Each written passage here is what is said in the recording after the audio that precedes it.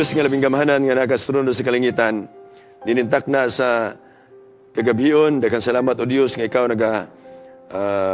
uban ka namo, nagagiya ka namo Ginoo o nagatudlo ka namo kung unsa ang mga pagtulunan nga amo pagabatbaton o mahimong panalangin ngadto sa tibok namo nga kinabuhi.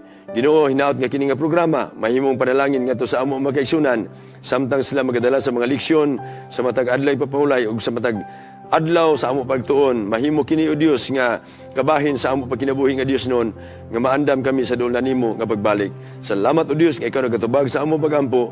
Kini tanan na magisalig gila among madawat tungod lamang sa ngalan ni Hesus. Amen. Mayong gabi sa tanan nato ang mga kapaglaom nga nagasunod ini nga ato nga programa takna sa pagtuon niata sa ikasiyam nato nga leksyon karong simanaha ang uluhan Love Driven Ministry. Nindot kay ni siya nga suhito mga kapaglaom kaning Love Driven Ministry. Kay dili tungod sa gugma, dili kana bitang mahimo nimo ang pagministeryo. Kay ganiha kay dito man mi sa Quiet Hour nagahimo sa medical mission before mi nagsugod jud sa medical mission. Ako gyud gi recognize ang amo sponsor si Ma'am Darlene Pakamalan nga dili lang tungod sa iya nga gugma ngadto sa mga tao, dili niya ma-share ang kini nga ministry, ang medical mission. Muna nga nahimo niya tungod kay doon na siya gugma ngadto sa mga tao sa pag-share aron nga makaambit sila sa maayo nga panglawas. O kini siya mga kapaglaom nga ministry, it is pattern to the ministry of Jesus Christ.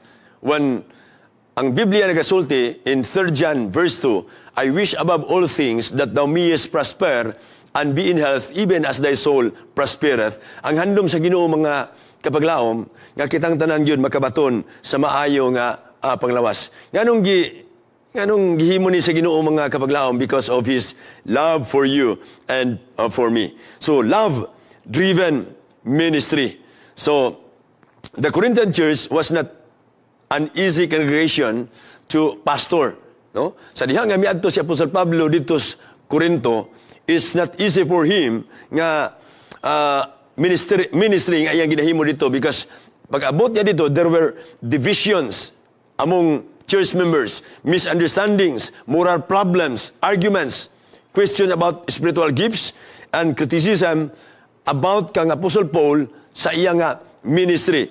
And dili tanan na napahalipay ni Apostol Pablo mga kapaglaom. Imagine Paul's situation when he was there in Corinth, no? So ato may imagine kung unsa ang sitwasyon ni Apostol Pablo dito sa Corinto. He had invested his life in preaching the gospel to them, yet ang iyang balos mga kapaglaom is grabe jud. He had taught them, prayed for them, sacrificed for them, and helped establish the church. But ang mga tao wala na himuot sa ginahimo. But instead of receiving only appreciation sa ginabuhat ni Apostol Pablo dito sa Corinto, Paul sometimes received criticism and rejection. Gani kung ato lang taon mga kapaglaom ang grabe taong ang ato memory text dinhi sa 2 Corinthians chapter 2 verse 4 nagaingon dinhi, for out of much affliction and anguish of heart I wrote to you with many tears. Grabe, no? With many tears. Not that you should be grieved, but that you might know the love which I have so abundantly for you. Gipadayag yun ni Apostol Pablo, mga kapaglaom, nga ang iyang pag-ministry dito sa Corinto because of his love. Because of his love, tungod kay unang-una mga kapaglaom, kini nga gugma na sinatian niya gikan kang Ginoong Hesus. Nadawat na niya gikan kang Ginoong Hesus o kini nga gugma nga mga kapaglaom iyang gi-share ngadto sa mga kaigsunan dito sa mga taga Corinto. Okay? So, the Apostle Paul didn't always have it so easy sa diha nga nagministry siya dito sa kining Corinto. Besides jail and the life-threatening situation nga iyang natubang mga kapaglaom, Paul also wrote. Kung ato basahon ang 2 Corinthians chapter 11, verses 24 to 28 nagaingon, from the Jews 5 times I received 40 stripes minus 1.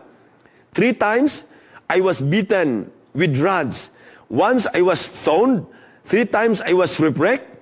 A night and a day I have been in the deep, in journeys often, in perils of water, in perils of robbers, in perils of my own countrymen, in perils of the Gentiles, in perils in the city, in perils in the wilderness, in perils in the sea, in perils among false brethren, in weariness and toil, in sleeplessness often, in hunger and thirst, in fasting often, in cold and nakedness, beside the other things, what comes upon me daily, my deep concern for all the churches in Corinth.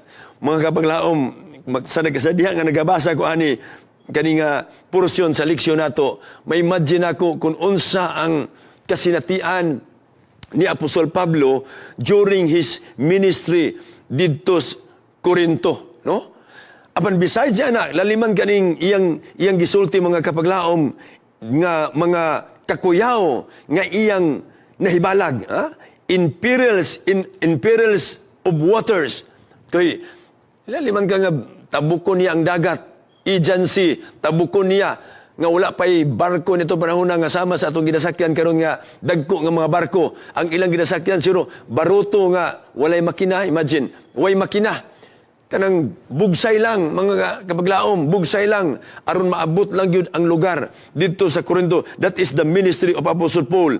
In perils of water, in perils of robbers, along the way, walay kasiguruhan ang kinabuhi ni Apostol Pablo during sa iyang pag-visit dito sa Corinto, because along the way, naidaghan ng mga tulisan nga iyang maagian or baka masugata.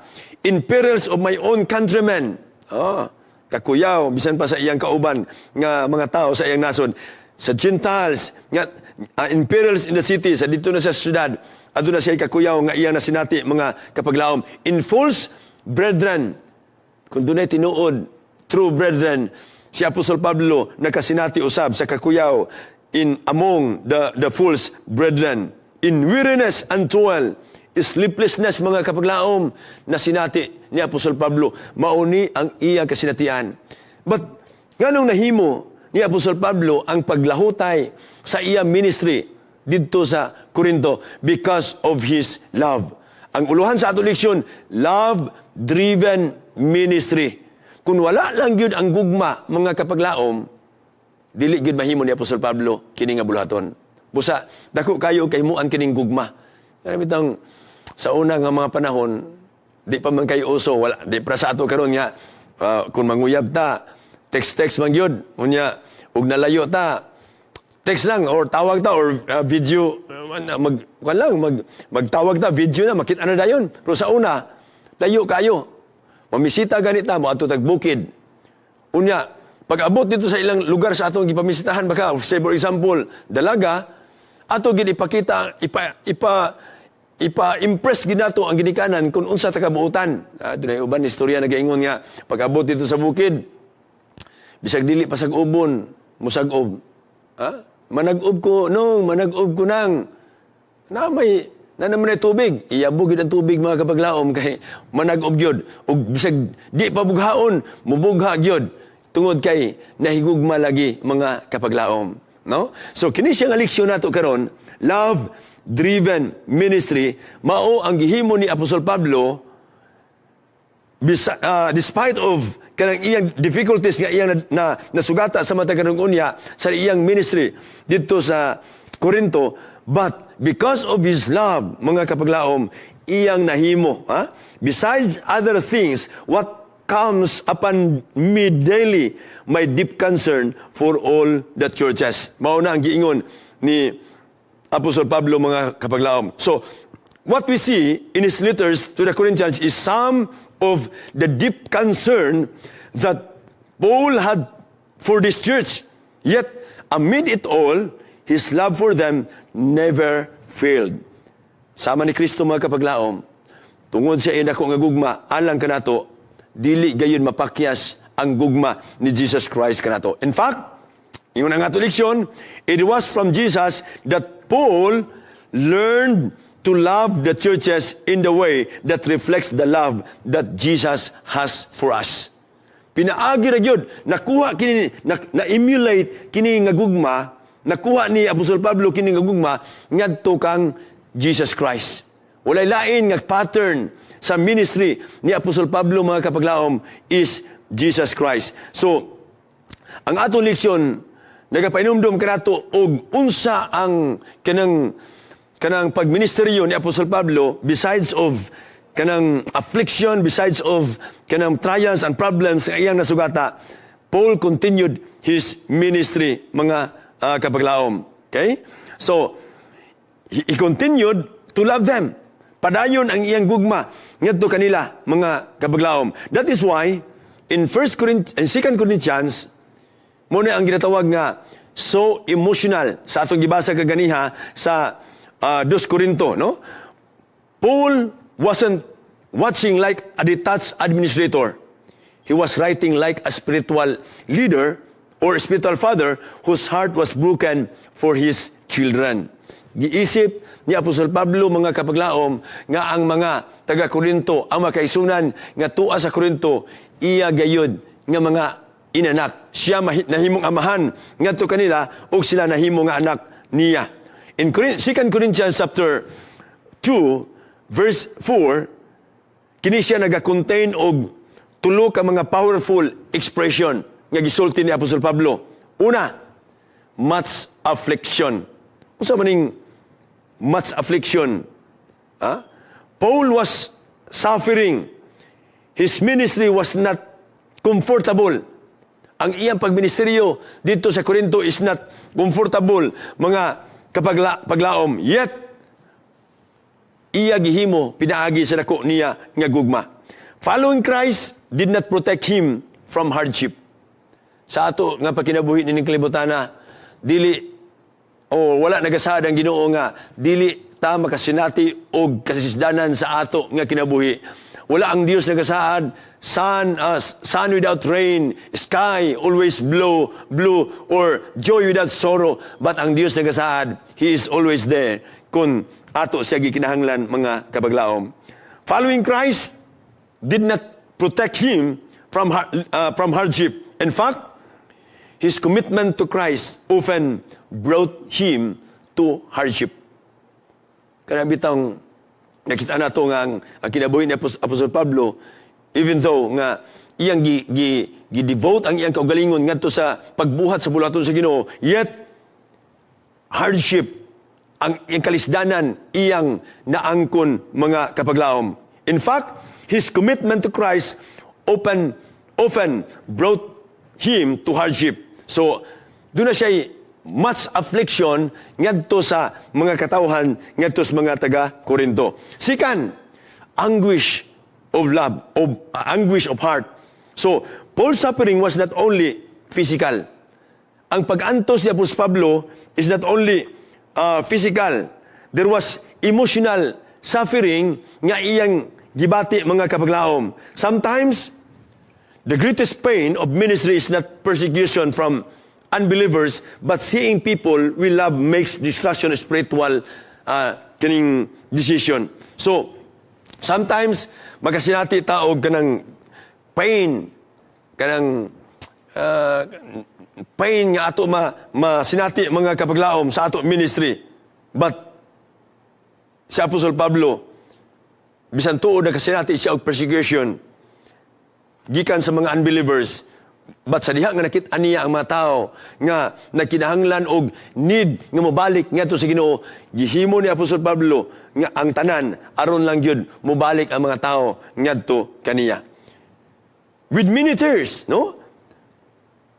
Imagine nimo ang kasinatian ni Apostol Pablo. Hilak, grabing hilak ang iyang nahimo, mga kapaglaom. Paul's ministry was a ministry of tears. Ministry of tears. Ang iyang paghilak were evidence that Corinthians mattered to him. Ang iyang paghilak, mga kapaglaom, nagasulti nga ang mga taga-Korinto iya gayud nga gihigugma.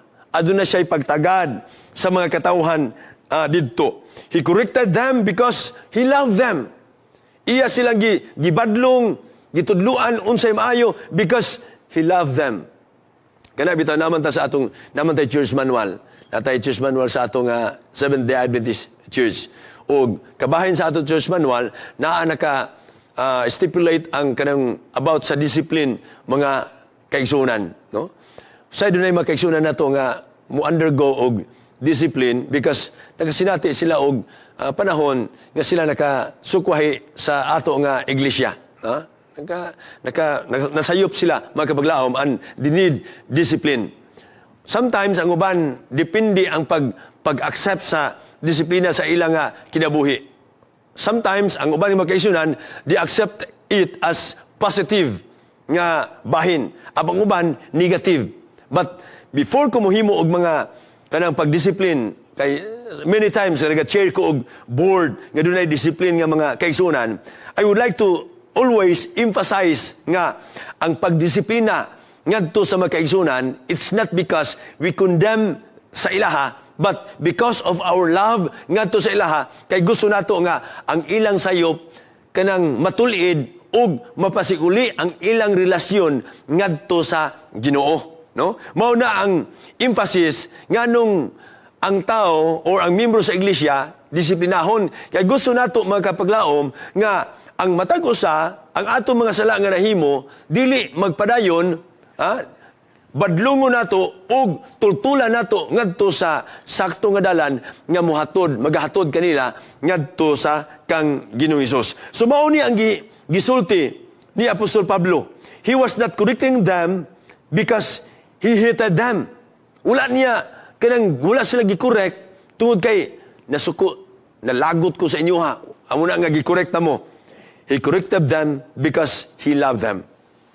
The lesson for us, ingon nga mga as a pastor or sa mga Sabbath school teachers o sa mga elders, health workers or tanan nga mga opisyalis sa ato nga iglesia, people are not projects. People are souls. Ang tanan nga mga katawhan ining kalibutan na, we are souls longing for Christ. We are not simply trying to increase attendance diya sa ato iglesia or baptism, offerings or programs. We are trying to lead people into a saving relationship with Jesus Christ. So kung doon na may mga sayop nga ato nahimo, mga kapaglaom, ato ni siyang tuliron, kaya gusto nato nga mahaom ang ato pagginawi sa kinabuhi ni Jesus Christ. Sa ato leksyon karong simanaha, dinita sa Sunday nga portion, Sunday. Ang uluhan is thanksgiving. Pagpasalamat. Kaning thanksgiving word, very easy kayo ni siya. Sayon na kayo nga litukon. Oh? Ang 2 Corinthians chapter 1, verses 3 to 7, mauni ang gisulti ni Apostol Pablo. Paul begins the section with thanksgiving and praise to God. Nagpasalamat siya. Gani, in verse 3, nagayon siya, Blessed be God, even the Father of our Lord Jesus Christ, the Father of mercies, and the God of all comfort.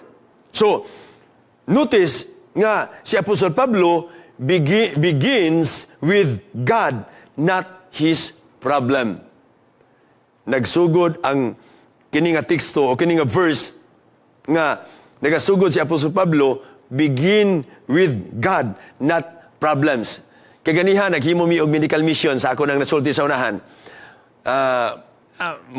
Normally, mo ginangamong ginahimo, samtang kami magahimo og medical mission. Sa dili pa mi moadto sa kanang formal gyud nga opening sa medical mission, sa dili pa kuhaon ng mga vital signs, sa dili pa moadto ang pasyente ngadto sa kanang RBS or random blood sugar, kuhaan sila dugo kung sakto ba or sobra ba ang ilang dugo or kulang ba kanang ang ilang sugar, no? Sa dili pa moadto sila sa medical check-up sa mga doctors, sa dili pa moadto sa mga dentist, sa dili pa mangayo og tambal, unya muuli mga kapaglaom. Ang among ginahimo normally is muhimo mi og short devotional, no? Pagpainumdum mga kapaglaom kung unsa ang nganong nahimo ang kini nga programa because of our love ngadto sa mga katawhan. So, people or si Apostle Pablo begins with God. And then he started his work not with the problem of the church. So, he has experienced suffering, but he focuses first on the character of God. Many times, grabe ang nasinatian ni Apostol Pablo sa problema sa iyang kinabuhi, but wala niya gisulti. He talked them about his experience with God, mga kapaglaom. So, God, unsa iyang gingo? God is the Father of mercies. Ha? Paul reminds us that God is compassionate. Iyang gi-remind nga ang Ginoo maluluyon gayud. So, when God's people suffer, God is not indifferent. Kung nag-antos man ang tao nining kalibutan na the same God that you worship, the same God nga Ginoo ni Abraham, Ginoo ni Isaac, o Ginoo ni Jacob is the same God that we worship today. When God's people suffer, God is not indifferent. Iyang nakitaan. He sees, He knows, He understands, and He cares for us. Daghan mga panahon nga sa akong ministry, nga nagserbisyo kita og mga minatay, mga kapaglaom, no? Siguro naa naman ko sa mga 30 years sa ako ministry. A lot of burials, a lot of kanang mga services sa namatyan mga kapaglaom ang atong nahimo. Og ang ako kanunay nga emphasis nga dili nato pugngan ang ato paghilak kay sama sa lawiton nga nagaingon, tears are a language God understands, no? So ang luha kuno language na siya nga ang Ginoo nakasabot sa ato nga pagbati. So, when people suffer, sa diha nga mag-antos ta, magbalatian ta, ang Dios is not different sa Ginoo ni Abraham, Ginoo ni Jacob, Ginoo ni Isaac, Joseph, Daniel. They are not the same. He is not the same. Tungod kay siya nakakita nato, siya nakahibalo ka nato, nasabtan kita niya, o siya mag-atiman ka nato, mga kapaglaom. This is particularly meaningful because Paul himself was experiencing affliction mismo sa iya nga kinabuhi. He could have started bagha sa iya nga pagsulat sa 2 Corinthians by complaining. Pwede niya nga ang iyang sulat sa 2 Corinthians o sa tibuok na libro sa Korinto is complaining about his experiences of affliction nga iyang na sinatian, no? Sa mga perils, sa mga kakuyaw nga iyang na sinatian. But look at what happened sa iya nga eksperyensya. Yung pa niya, look at what happened to me. Look how much I suffered. Look how the Corinthians treated me. Instead, he begins, blessed be the God. Wala siya maingon nga, tanawa, giunsa ko paglutos, giunsa ko pag BIBI, giunsa ko ang akong pag-antos, gikan ko sa Efesos, parulong, ngatos Korinto. Apan, he begin with his kanang conversation, ngadto sa mga taga-Korinto, blessed be the God. Bulahan ang Diyos. Muna yung ginatawag mga kapaglaom nga spiritual maturity. No? Kung mature na ganita, kanang nagkadugay ang ato pag-alagad ngadto sa Ginoo, the more we become mature sa ato pagpangalagad nga bisan og tamayon ta, mapailubon gyapon ta. Ha?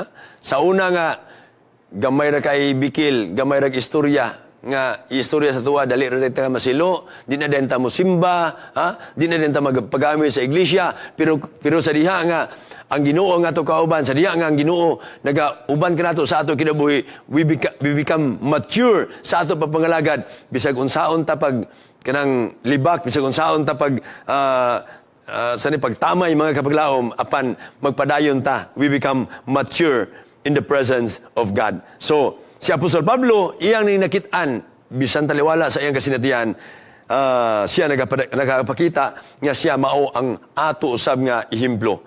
God is the God of all comfort.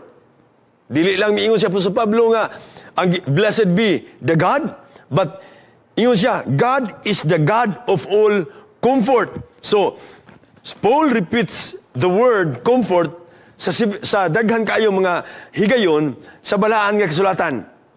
Christian comfort is more than simply saying everything will be okay.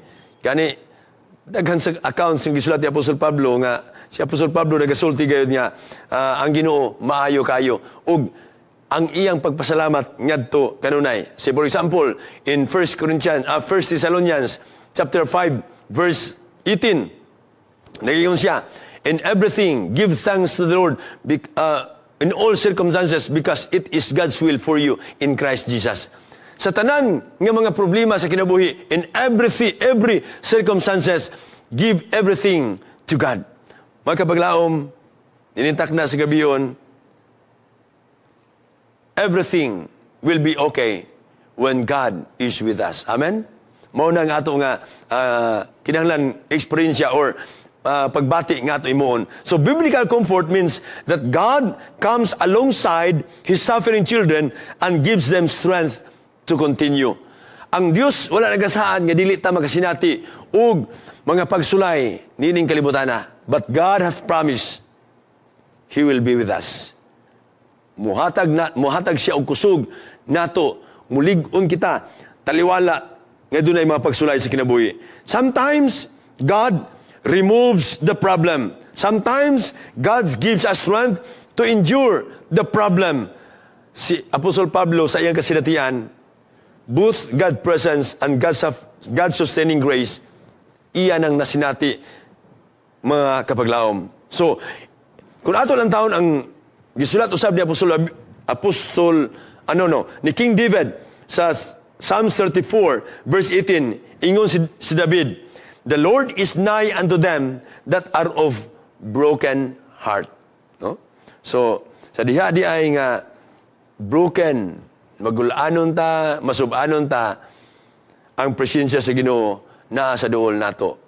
Ato lamang itugyan o recognize nga ang Ginoo nagauban ka nato mga kapaglaom. God has promised that His servants will never suffer. Wala siya magasaan. He promises that He will not abandon them in their suffering.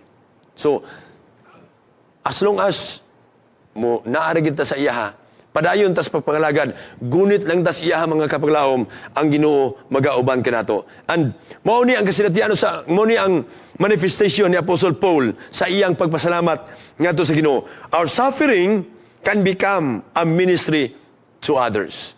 Kanay bitaw nga atong pag-antos, mahimo nato ng ministry ngadto sa uban. Love-driven ministry. This is one of the most beautiful principles nga nakita nato sa 2 Corinthians chapter 1 verse 4. Tungod kay si Apostol Pablo nagaingon that God comforts us, no? Nga ang Ginoo kanang comfort sa matag usa kanato, that we may be able to comfort them which are in any trouble. So, ang ato bulhaton kuno mga kapaglaom is kung duna tungod kay nakasinati man taog kanang kalisdanan, kalisod or kagulanan sa ato kinabuhi, kung ato usab nakita ng uban nga sila nang magulanon, ato adtuon sila ug i-comfort nato sila. Kana bitaw mo adto taog mga minatay, not necessarily nga imo silang sultian nga ayaw kabalaka brad kay kaning namatay kuan ni siya kanang buutan man ni siya, makit-an ra gyapon nato ni siya pagbalik sa Ginoo. Not necessarily mga kapaglaom nga ato na silang sultian.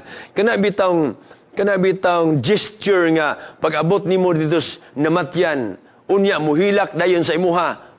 Imo lang pikpikon ang iyang abaga, wala nay laing isulti ngadto sa iyaha. It is usa na sa ka-gesture nga imong gipakita nga nagsuporta ka sa iyaha, nagbakho ano siya nagbangutan po ka sa iyaha, naguul po ka uban niya, mao na ang pagpakita mga kapaglaom. So kanang ato ipakita nga ang suporta o comfort niya to usab mga tao nga nakasinati og sama sa mga trouble, no? Think about experience with God during suffering can prepare you to minister to somebody else who is suffering. So doon ay mga tao nga kanabitang ganahan kayo nga muabisita kanang mo comfort ngadto sa mga nasuban labi na sa namatyan. Mubisita ngadto sa doon na sila ikinagitawag nga hospital ministry, na sila ikinatawag nga jail ministry. Nindot kaya siya nga ministry, mga kapaglaom. So, a person who has experienced grief may know how to comfort someone grieving.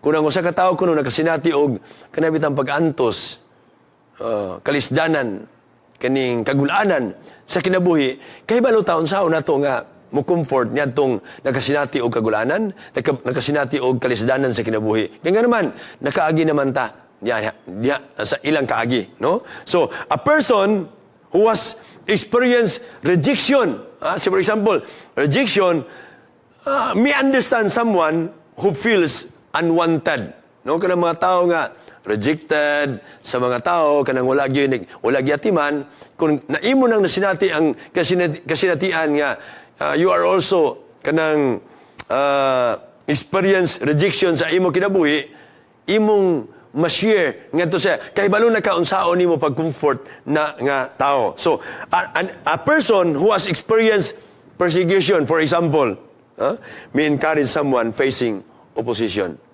Doon ay mga tao nga gina-persecute. Say for example, kanang sila ragyod ang membro sa panimalay sa Adventista. Sila ragyod na Adventista.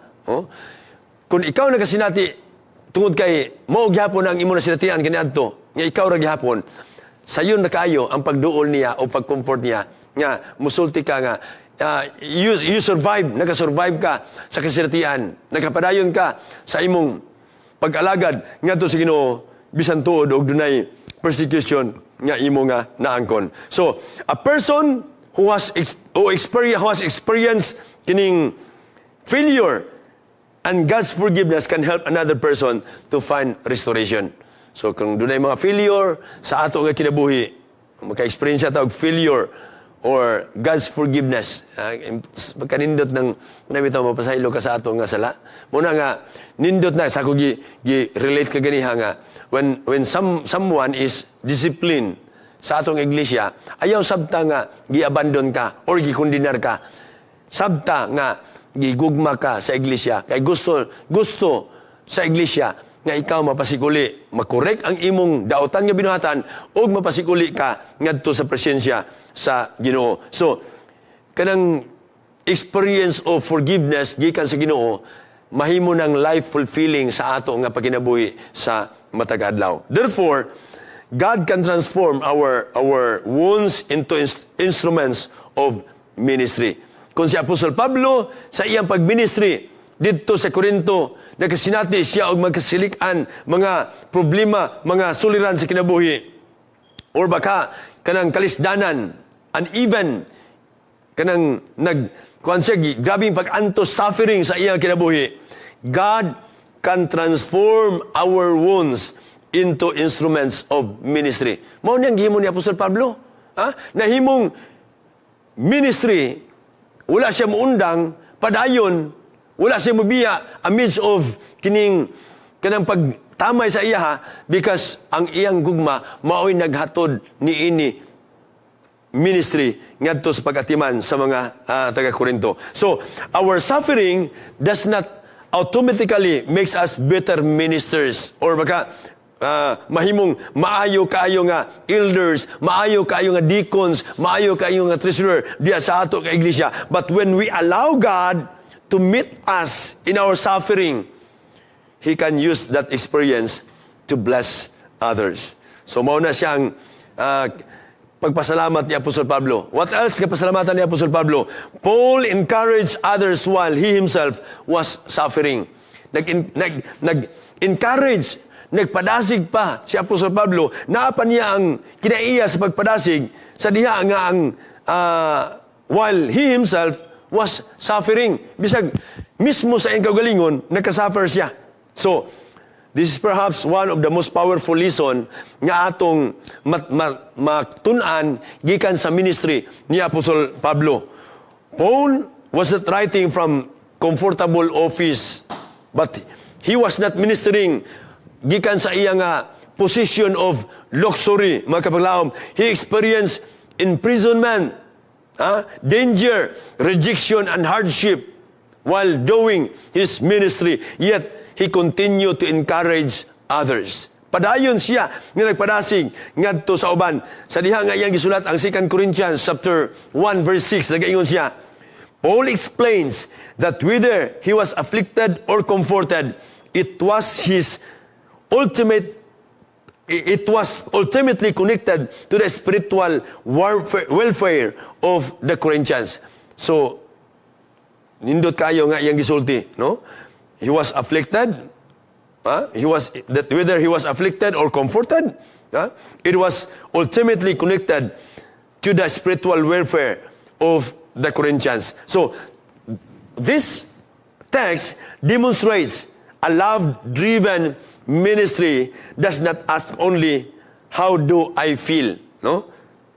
Una, dili lang nga, unsa may akong gibati. He also asks, how can God use my experience to strengthen somebody else? So, mauna, nganong nagpasalamat gihapon si Apostol Pablo, mga kapaglaom, because bisan pa sa mga kasinatian niya nga nakasinati siya og kalisdan sa kinabuhi apan naibalo siya nga ang Ginoo nagauban gayud kaniya, and he wants it to share ngadto sa mga taga Corinto.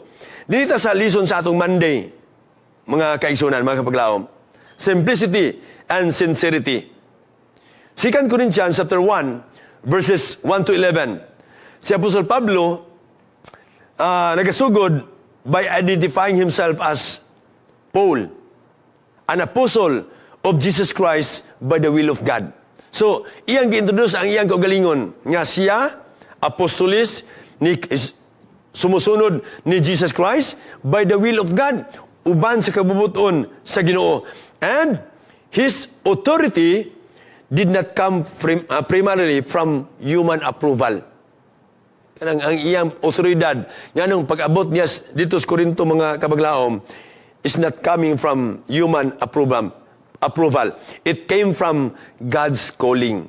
Gikan ang iyang pag-adto dito sa Corinto, it's coming from God's calling. So this is important because some Corinthians o some Corinthian mga brethren dito sa Corinto question about Paul's authority and motives nganong naa siya dito sa Corinto. Ug ang response ni Apostol Pablo was not to boast about himself. Dili kay pag-adto na dito, ni ako kay mura ko, nag-graduate ko abogado. Ni ako dinhi kay doktor ko, ni ako dinhi kay engineer ko. Nag-eskwela ko dito sa Harvard University. Natapos na ako akong masteral, natapos na ako akong doktoral. No. Wala ni gihimo ni Apostol Pablo. So, ingon si Apostol Pablo, it came from God's calling. Miabot ko diri kay ang Ginoo nagatawag kanako. Instead of boasting about himself, he emphasized God's grace. Iyang gi-emphasize ang grasya sa Ginoo, mga kapaglaom. Simplicity in ministry. 2 Corinthians chapter 1 verse 12 nagaingon, we have had our conversation in the world in simplicity and godly sincerity. So, the word simplicity communicates the idea of sincerity, integrity, and purity of motive. Unsa ang tuyo ni Apostol Pablo dito sa mga taga-Corinto? He is sincere o gipakita niya ang integrity niya. Paul was not manipulating people. He wasn't trying to deceive the church. He wasn't serving for personal fame. Pag-abot niya dito sa Corinto, his ministry was transparent. Ang iyang ministry is transparent. So, the question for every church worker, why am I serving? Si Apostol Pablo, mingon siya, nganong ni amang ko sa Corinto? as a pastor, as church elder, or deacons or officers of the church, mangutana kita, why am I serving? Is it for recognition? Gusto ba ko nga naglingkod ko din gusto ko nga ma-recognize? Or I am here because of position? Or I am here because of popularity or influence or financial benefit? Or gusto na ako nga ma-praise ang ako nga kagalingon? Is it our mo ba na nga itong handom sa ato nga kinabuhi? Or is it, Lord, I want people to know Jesus Christ. Ni ako Ginoo, kay gusto na ako nga, kini mga tao, dinhin ning dapita, makaibalo, may tungod kanimo. Mao ni ang ministry ni Apostol Pablo, mga kapaglaom. Miadto siya dito sa Corinto, despite of difficulties sa iya kinabuhi, hardship nga iya na sinatian, but iya gihimo ang ministry dito because of his love ngadto sa Ginoo. Love-driven ministry is characterized by pure motives, mga kapaglaom. So, simplicity in ministry. Sincerity in ministry. Simplicity and sincerity. Paul wanted the Corinthians to understand that his actions was genuine. Gusto ni, pakita ni Apostol Pablo, yang iya pag-adto dito is genuine yun. There was no hidden agenda nga muadto siya dito tungod kay gusto niya nga sa baka kinalan ko mga tao kay para nga nakoy negosyo, nakoy connection. His ministry was not based on worldly wisdom. It was based on the grace of God. Amen? Mga kapaglaom, this is an important lesson sa ato nga leadership, sa ato nga iglesia. Daghan mga panahon nga gusto nato siguro sa inyo wala na, pero ang uban mga tao gusto gyud nga ma-recognize sila. Gani dunay mga tao nga dili mohatag kun dili ma-recognize ang ilang pangalan, kun dili ibutang ang ilang pangalan diya sa blackboard baka or sa whiteboard baka sa kanang sa ngalan gawas gyud diya sa edifisyo, no? Kun dili ma-recognize ang ilang ngalan, dili sila mohatag. We can have excellent programs, mga kapaglaom, impressive reports, beautiful presentations, and successful events. But if the heart is not right, ministry can become performance. No? Kung ang atong pagbuhat, wala diha sa kanabitang kinasing-kasing gayod, everything will become performance. Ngutanan na, kumusta man na iyang performance? Yet, siguro, maayo ang iyang performance. But, kumusta ang iyang relasyon ngadto sa Ginoo? Kumusta ang iyang pagpangalagad ngadto sa Ginoo? Jesus more interested in the heart behind the ministry than merely the appearance of ministry. Siguro, mingunta nga, maayo kay kong achievement sa akong nga kinabuhi, no? Akong leadership, maayo kayo, no? But kumusta ka? God is interested in the heart behind the ministry, no? Ang atong kasing-kasing magkapaglaom, mao ni siya ang pinaka-importante nga lantawon ni Jesus sa ato nga kagalingon. Jesus more interested in the heart behind the ministry. So, sincerity in ministry. Are we sincere, mga kapaglaom, sa ato ministry? Number 3 is Paul's life-threatening experience. Kung ato na ibaluan, sa kinabuhi ni Apostol Pablo, one of the strongest passages in 2 Corinthians chapter 1, 8 to 10, si Apostol Pablo nagaingon that he was burdened beyond his strength and even despair of life. So, kini siya nagasulti sa usa ka butang nga importante kaayo. Paul was a powerful apostle, but he was still human, no? Grabe, maayo si Apostol Pablo, maayo musulti, but he is still human. He experienced fear. Nakasinati siya og kahadlok. He experienced exhaustion, no? Kana bitang may exhaust bitata, kana mga pulanta sa kinabuhi. He experienced discouragement, and he reached a point when he felt that he could not survive through his own strength. Yabot sa punto gyud makapaglaom. Kaya even Apostle Paul nga grabe ang iyang ministry, miabot sa punto nga kanang he could not survive. Pinaagi lamang sa iyang kagalingon nga kusog. So, this is very encouraging for ministry, ilabi na sa ato nga mga workers, sa ato mga teachers, sa ato mga publishing men, sa ato mga church leaders, sa ato mga officers. Very encouraging. Sometimes we think, if I am truly faithful to God, I should never become discouraged. No? Siguro, ato man nga, kung tinuod ta nga faithful nga mga tao sa Ginoo, kinahanglan nga dili ta ma-discourage kuno. But Paul's experience tells us otherwise, no? Otherwise nga mingon siya, faithfulness means that when you become tired, you continue depending upon God.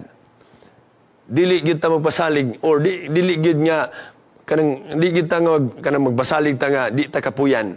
Dunay panahon nga sa atong ministry, even in my 30th years of ministry, dunay panahon nga ma-discourage ko. Apan nagaingon ang ato leksyon nga kanang faithfulness means that when you become tired, when you become discouraged sa ato nga kinabuhi, continue depending upon God. Atong i-continue ang ato pagsalig ngadto sa Ginoo. We should not trust in ourselves.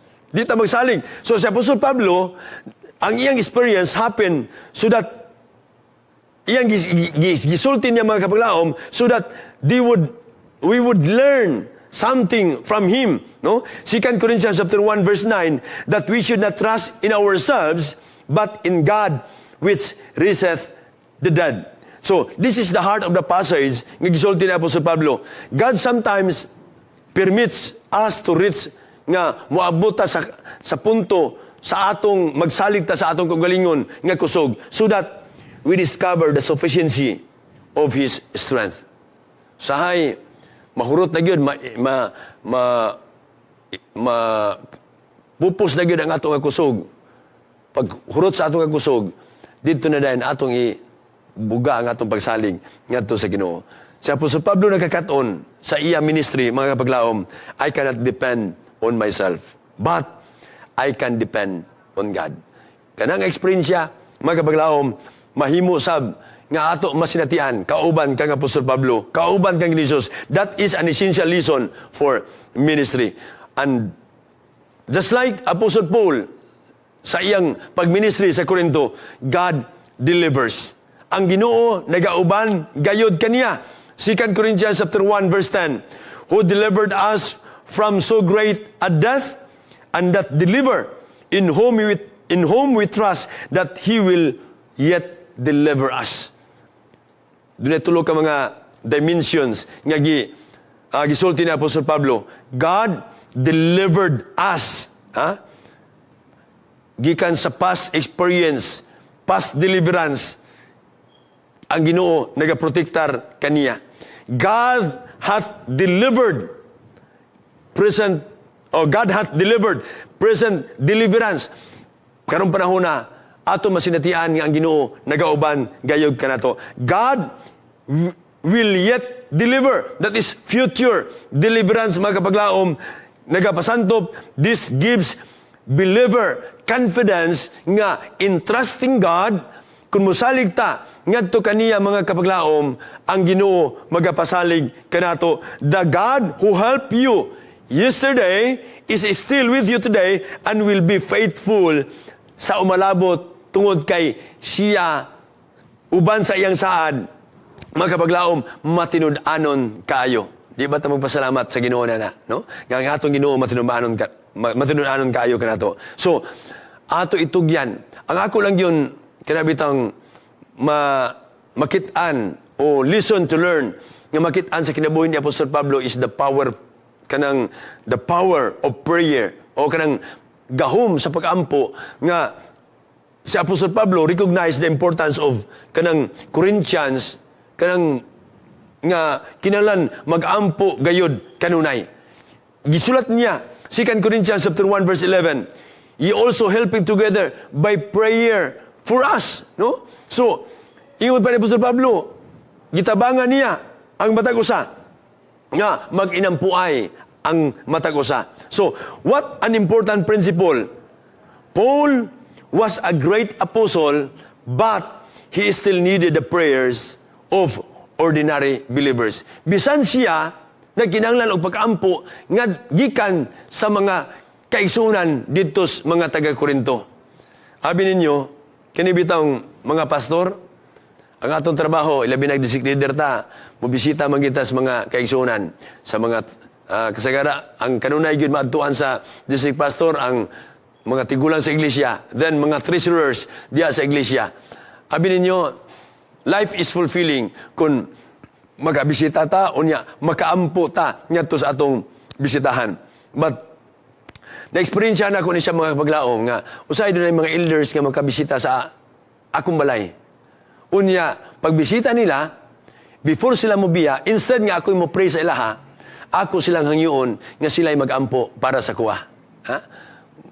Salamat po ko nga, kang naay mabisita sa kuha, nya ako hangyoon nga, magpaampo ko, ila po, mag-ampo po sila mga kapaglaom, o kay balo mo, ako po nang kanabitang gibati na ako ang kalipay nga naampuan ko sa mga kaigsunan. Kay kami nga mga ministro na kinahanglan gyapon mi nga iampo ninyo. Mauni ang kasinatian ni Apostol Pablo. Paul was a great apostle, but he still needed the prayers of ordinary believers. So, kini nagatudlo ka nato that no minister is so strong that he does not need prayer.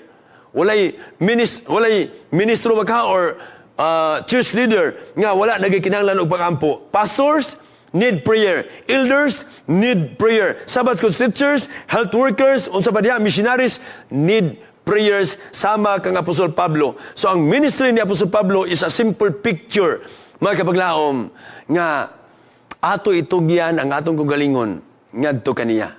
Kung kita magahimo og ministry, doon na may makasinatian, nga masinatian ato ang kalisdanan, apan like Apostle Paul, ato itugyan ang atong kagalingon, nga ang Ginoo nagauban kanato, and because of the love of God, kini nga ministry, ato usab gi-share ngadto sa uban, that is love-driven ministry. Nagahatod sa gugma sa Ginoo, nga nagbuhat ko ta og ministry ngadto sa uban. Nindot kayo nga atong leksyon karon si manaha mga kapaglaom, naapay Tuesday, Wednesday, Thursday, Friday, and Saturday, Friday, tama no? Sa pagsupong gyud sa atong sipong gyud sa atong leksyon. But wala naman tay panahon. Ako na lang ngayon kamo sa pagdungo sa inyong mga ulo alang sa pinasayo-usab nga pagampo. Magampo ta. Dios nga labing gamahanan nga nagastruno sa kalangitan, ninintak na sa kagabiyon. Daghang salamat o Dios nga ikaw nagahatag kanamo sa kaiginan nga makatuon sa Sabbath School lesson karong si manaha. Naguluhan, love-driven ministry. Ginoo naghangyo kami nga katong mga mensahe nga amo na share. Mga pagtulunan o Dios, gikan sa kinabuhi ni Apostol Pablo, nga nasinatian niya gikan kang Ginoong Hesus, amo usab nga pahat nga tus matagusa, ilabi na ngadto mga kaigsunan nga gibati og kaluya og nakinahanglan og kalig-on og kusog ngadto sa matagusa. Salamat o Dios sa imong pagpinumdum nga amo lamang itugyan ang among pagtuo o pagsalig o kusog diha lamang kang Ginoong Hesus.